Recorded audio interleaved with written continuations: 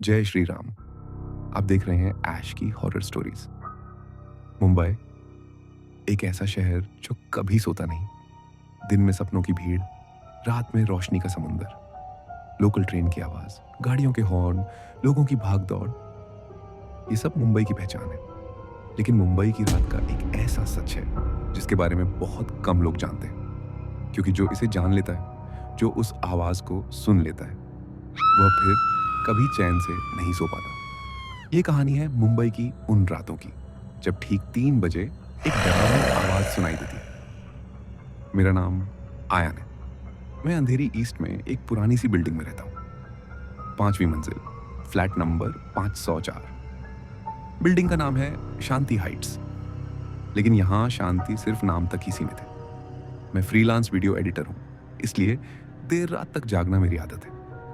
Laptop की नीली रोशनी, coffee का मग और खिड़की से दिखती मुंबई। उस रात भी सब कुछ सामान्य लग रहा था। घड़ी में समय था 2:48।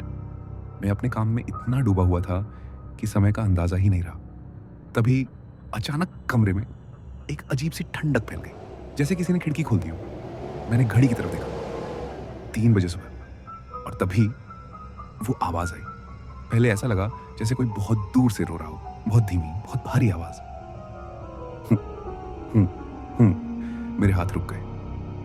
मैंने सोचा शायद थकान की वजह से वहम हो रहा है। हेडफोन उतार दिए, लेकिन आवाज अब भी थी। ये रोना आम नहीं था, इसमें दर्द था, तड़प थी, और कुछ ऐसा था जो दिल को अंदर तक हिला देता है, जैसे कोई इंसान मरने से पहले आखिरी बार आवाज निकाल रहा हो। मैंने हिम्मत करके बालकनी का दरवाजा खोला। जैसे ही दरवाजा खुला, आवाज अचानक गायब हो गई।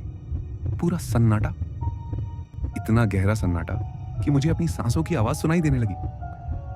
अगली रात मैंने खुद से कहा कि ये सब दिमाग हल्का वा खेला रहा है, लेकिन घड़ी ने फिर वही खेल खेला। 2:59। मेरा दिल जोर जोर से धड़कने लगा। 3 बजते ही हूँ। इस बार आवाज और साफ थी, और इस बार वो नीचे सड़क से नहीं आ रही थी। वो आवाज बिल्डिंग के अंदर से आ रही थी।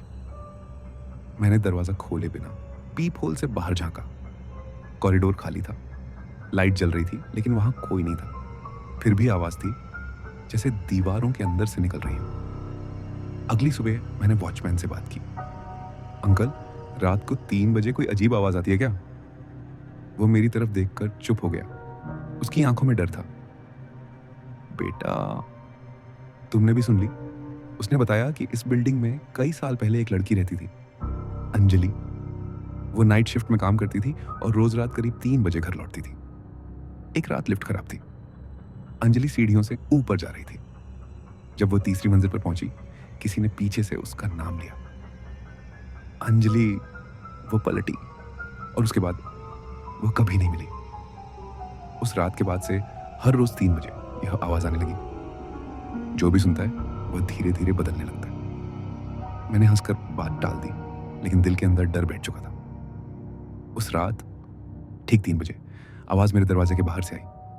अब ये रोना नहीं था, अब ये एक फुसफुसाहट थी। दरवाजा खोल दो। मेरे हाथ कांपने लगे। मैंने पीप होल से देखा, बाहर कोई नहीं था। फिर भी आवाज आई, मैं ठंडी हूं, मुझे अंदर आने दो। ऐसा लग रहा था जैसे कोई बिल्कुल मेरे कान के पास खड़ा होकर बोल रहा हो। मैंने तुरंत मोबाइल पर हनुमान चालीसा चला दी और जोर से जय श्री राम कहा। कुछ सेकंड के लिए आवाज और तेज हो गई, फिर अचानक सब शांत हो गया। उस रात मैं आंख बंद नहीं कर पाया। अगली रात मैंने कॉरिडोर में एक कैमरा लगा दिया। 3 बजे आवाज आई और कैमरा अचानक बंद हो गया। सुबह जब फुटेज देखी तो सिर्फ एक फ्रेम बचा था, एक लड़की का चेहरा, बिल्कुल सफेद, काली खाली आंखें, और उसके पीछे मेरा फ्लैट नंबर 504। मैंने तय किया कि अब यहां से चला जाऊंगा, लेकिन उसी रात लिफ्ट अपने आप तीसरी मंजिल पर रुक गई। लाइट बंद हो गई और एक ठंडी आवाज गूंजी, तुमने मुझे देख लिया है, अब तुम भी यहीं रहोगे। लिफ्ट के शीशे में मुझे अपना चेहरा नहीं दिखा। मुझे सिर्फ वही लड़की दिखी, मुस्कुराते हुए।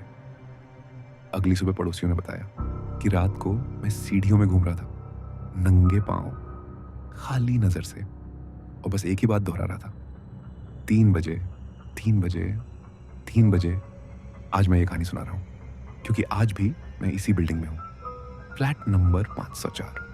घड़ी अब 2 बजकर 57 मिनट सुबह दिखा रही है और मुझे पता है, अगर आज मैं बच गया तो कल कोई और सुनेगा।